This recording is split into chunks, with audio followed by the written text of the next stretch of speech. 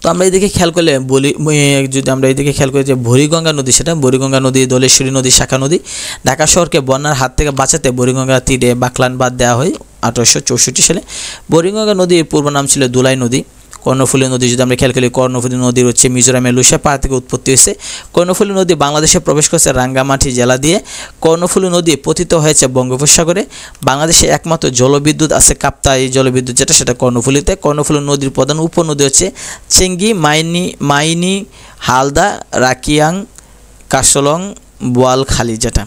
তো এদিকে আমরা যদি খেয়াল করি একটা চার্ট আছে যা বাংলা দুঃখ বলা হয় দামোদর নদীকে, কুমিল্লা দুঃখ বলা হয় গোমতী নদীকে, খাগড়াছড়ি দুঃখ বলা হয় খরস্রোতা চেঙ্গিকে, চট্টগ্রামের দুঃখ চাকতাই খাল, ঢাকা দুঃখ বুড়িগঙ্গা নদী। তো নদী সংক্রান্ত আরও যদি দেখি যে রবীন্দ্রনাথ এবং বিভূতিভূষণ বন্দ্যোপাধ্যায় লিখেছেন পাবনা জেলা ইছামতি নদীকে ঘিরে। আর রবীন্দ্রনাথ সোনাতুরি কবিতা লিখেছেন পদ্মা নদীতে ঘুরতে গিয়ে। আন্দারমানিক নদী, সেটা হচ্ছে বরগুনা ও পটুয়াখালীতে অবস্থান করতেছে।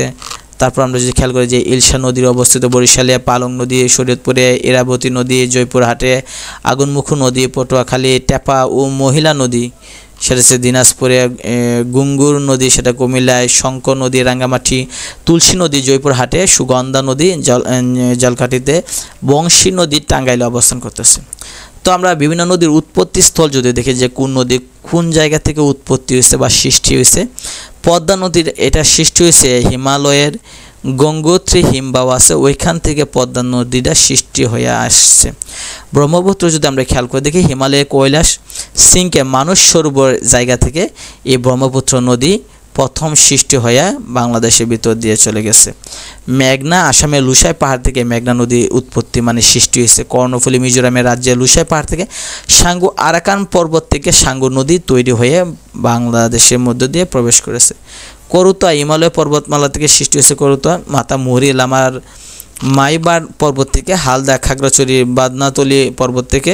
ফেনী খাগড়াছড়ি পার্বত্য এলাকা থেকে। তিস্তা সিকিমের পার্বত্য অঞ্চল। তিতাস সে ত্রিপুরা রাজ্যের পার্বত্য অঞ্চল। গোমতী ত্রিপুরা পাহাড়ের ডুমুর, এখান থেকে এই নদীটার কী হয়েছে যে সৃষ্টি হয়েছে বা উৎপত্তি হয়েছে প্রথম এখান থেকে।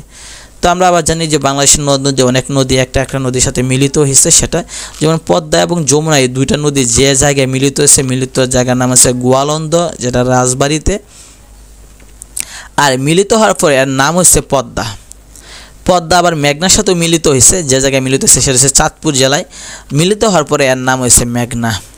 সুরমা এবং কুশিয়ারা নদী এই দুইটা নদী মিলিত হয়েছে হবিগঞ্জের আজমিরগঞ্জে। মিলিত হয়ে যে নদীর নাম ধারণ করছে সেটা হচ্ছে কালনী। পুরাতন ব্রহ্মপুত্র মেঘনা ভৈরব বাজারে মিলিত হয়েছে, নাম হচ্ছে মেঘনা।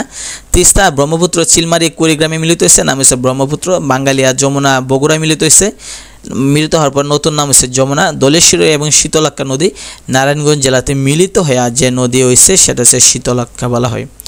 তো বাংলাদেশের নদ নদী নিয়ে আরও অনেক তথ্য আছে। যদি আমরা দেখি যে পশ্চিমাঞ্চলের যে নদীগুলো দেওয়া আছে, যে পশ্চিমাঞ্চলের লাইফ লাইন বলা হয় গড়াই নদীকে।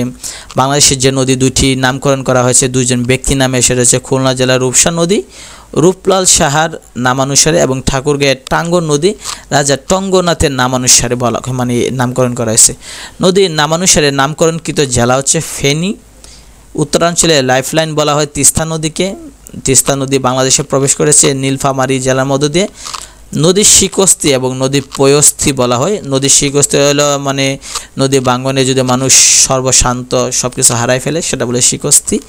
নদীর পয়স্থি বলা হয় যদি নদীতে কোনো চর জাগে যদি, তাহলে মাওয়া শিমুলিয়া ফেরিঘাট অবস্থিত মুন্সিগঞ্জে। কাউরাকান্দি কাঁঠালবাড়ি বাংলা বাজার ফেরিঘাট মাদারীপুরে। দৌলতদিয়া ফেরিঘাট রাজবাড়ী জেলায়। পাটুরিয়া ও আরিসা ফেরিঘাট মানিকগঞ্জ জেলায়। জগন্নাথগঞ্জ ঘাট জামালপুর জেলায় সরিষাবাড়িতে। বাংলায় সুয়েজখাল বলা হয় জালখাটির গাবখান নদীকে বলা হয়। পশ্চিমা বাহিনীর নদী বলা হয় বিল ডাকাতিয়া। তো আমরা যদি আরও দেখি যে এখানে আছে স্মরণীয় ব্যক্তিদের স্মৃতি বিজড়িত নদী দেওয়া আছে, যেমন জীবনানন্দ দাশ নদীর নাম হচ্ছে দানশিরি। মাইকেল মধুসূদন দত্ত লেখালেখি করেছেন কপোতাক্ষ নদী। আল মাহমুদ তিতাস নদী নিয়ে। অযোত্তম বল্ল বর্মন যেটা তিনিও তিতাস নিয়ে। রবীন্দ্রনাথ ঠাকুর পদ্মা নদী নিয়ে। রূপলাল শাহ রূপসা। আব্দুল করিম সুরমা নিয়ে। এস.এম. সুলতান চিত্রা নিয়ে। জয়নুল আবেদিন পুরাতন ব্রহ্মপুত্র। মানিক বন্দ্যোপাধ্যায় পদ্মা নদী নিয়ে তিনি লেখালেখি করেছেন।